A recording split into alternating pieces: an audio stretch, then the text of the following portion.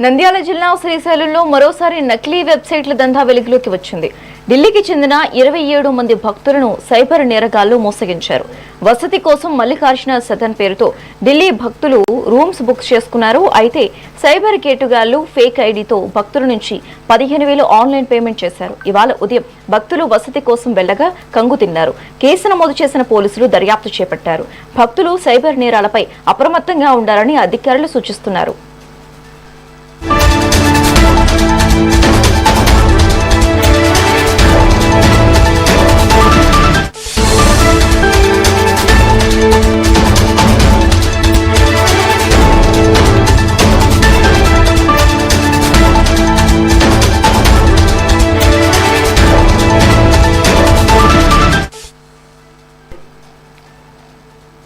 నంద్యాల జిల్లా శ్రీశైలంలో మరోసారి నకిలీ వెబ్సైట్ల దందా వెలుగులోకి వచ్చింది. ఢిల్లీకి చెందిన 27 మంది భక్తులను సైబర్ నేరగాళ్లు మోసగించారు. వసతి కోసం మల్లికార్జున సదన్ పేరుతో ఢిల్లీ భక్తులు రూమ్స్ బుక్ చేసుకున్నారు. అయితే సైబర్ కేటుగాళ్లు ఫేక్ ఐడితో భక్తుల నుంచి 15,000 ఆన్లైన్ పేమెంట్ చేశారు. ఇవాళ ఉదయం భక్తులు వసతి కోసం వెళ్లగా కంగు తిన్నారు. కేసు నమోదు చేసిన పోలీసులు దర్యాప్తు చేపట్టారు. భక్తుల సైబర్ నేరాలపై అప్రమత్తంగా ఉండాలని అధికారులు సూచించారు.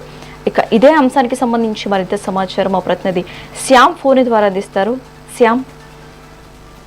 శశిరేఖ, నంద్యాల జిల్లా శ్రీశైలంలో మరోసారి నకిలీ వెబ్సైట్లు అయితే సైబర్ నేరగాల దంద అయితే బయటపడింది.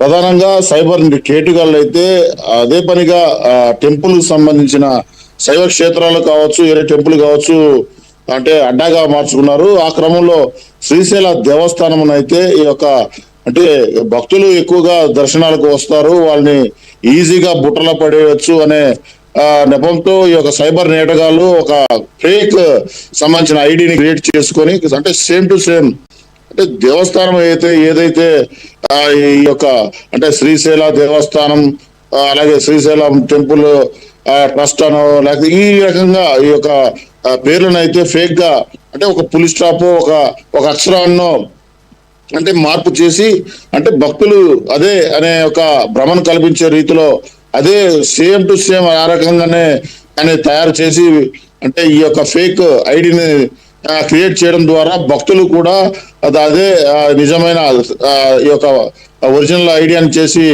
ఆ రకంగా టికెట్లను నమోదు చేసుకొని మోసపోతున్నారు.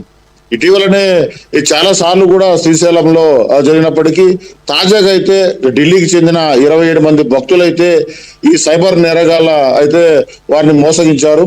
అజయ్ కుమార్ అనే వ్యక్తి అంటే గ్రూపుగా వచ్చి శ్రీశైల బ్రహ్మరమ్మ మల్లికార్జున స్వామి వారిని దర్శించుకోవడానికి ఇక్కడ దేవస్థానం అకామిడేషన్ అయిన మల్లికార్జున సదన్ వద్దకు వచ్చి మా యొక్క రూములను ఇవ్వాల్సిందిగా మేము 15,000 రూపాయలను ఆన్లైన్ పేమెంట్ చేశామని మాకు రూములు కేటాయించి ఇవ్వాల్సిందిగా ఆ యొక్క రిసెప్షన్ లో అడిగిన వెంటనే ఇది ఒరిజినల్ కాదు, ఇది ఫేక్, ఈ యొక్క మీరు సైబర్ కేటుగాళ్ళ ఉచ్చులో పడ్డారు, మోసపోయారని చెప్పగానే ఒకేసారి అవాక్కైన పరిస్థితి ఉంది. ఈ విషయమై ఈ యొక్క దేవస్థానం అధికారులకైతే అంటే కంప్లైంట్ చేశారు. కానీ ఇటువంటి అంటే నమ్మించి మోసం చేసి అన్న రీతిలో ఇది ఉండడంతో ఒక్కసారిగా అవాక్కయ్యారు. ఇటువంటి సంఘటన ఇది వరకు కూడా అంటే ఏపీ టూరిజం కావచ్చు, హరిత అనే సంబంధించిన వెబ్సైటు, అలాగే మల్లికార్జున సదను, గణేష్ సదన్, ఇలా గంగా సదన్ వంటి ఇటువంటి ఫేక్ ఐడీలను అంటే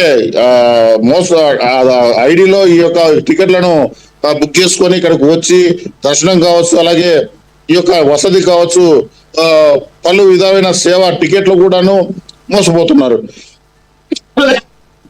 ఈ క్రమంలో అంటే ఇక్కడ స్థానిక పోలీస్ స్టేషన్ లోకి కంప్లైంట్ ఇచ్చినప్పటికీ అంటే తూతు మంత్రంగా అంటే ఆ ఐడి మాత్రం ఏదైతే కంప్లైంట్ వచ్చిందో ఐడిని మాత్రం ఛేదించి ఆ ఐడి క్రియేట్ చేసిన ఆ ఐడిని తొలగించి అలాగే తొలగించడం అయితే జరుగుతుంది. కానీ ఇటీవల మరొక ఐడీలను క్రియేట్ చేసుకొని మరి ఈ భక్తులను అయితే బుట్టలు వేస్తున్న పరిస్థితి ఉంది. ఏదైనా అంటే ఈ యొక్క ఇటీవల ఈ యొక్క సైబర్ నేరగాళ్ళు తెలివిగా ప్రవర్తించి ఫేక్ వెబ్సైట్లను క్రియేట్ చేసి ఈజీగా భక్తులను అయితే మోసగిస్తున్నారు.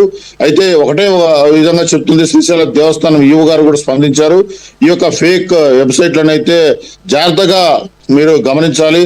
శ్రీశైలం సంబంధించి శ్రీశైల దేవస్థానం ఆన్లైన్ .org అనేసి కొన్ని ఉంటాయి. ఖచ్చితంగా దాన్ని పాటించాలి. ఎప్పటికప్పుడు మేము భక్తులు మోసపోకుండా మైకుల ద్వారాను అలాగే వెబ్సైట్ల ద్వారాను మేమైతే ఇప్పటి వరకు భక్తులకు ఎప్పటికప్పుడు హెచ్చరికలు జారీ చేస్తూ ఉంటాము. భక్తులు కూడా అంటే అంటే వెబ్సైట్లకు వెళ్ళినప్పుడు ఏది ఫేక్ ఏది అంటే నిజం అనేది తెలుసుకోవాలి.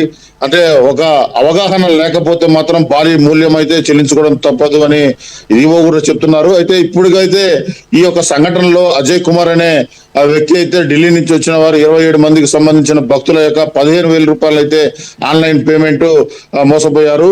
ఈ యొక్క ఏదైతే క్రియేట్ చేశారో ఆ నెంబర్ కి వీళ్ళు ఫోన్ చేస్తే అసలుకి ఆ నెంబర్ పనిచేయకపోవడము, సరైన వెబ్సైట్ లో కూడా వీళ్ళు రెస్పాన్స్ కాకపోవడంతో భక్తులైతే నివ్వెరపోయారు. ఇటువంటి సంఘటన జరగకుండా చూసుకోవాల్సిన బాధ్యత మీరు దేవస్థానం తీసుకోవాలని కూడా ఈ స్థానిక పోలీస్ స్టేషన్లో అయితే కంప్లైంట్ ఇచ్చిన పరిస్థితి ఉంది. శశిరేఖ. Thank you Shyam.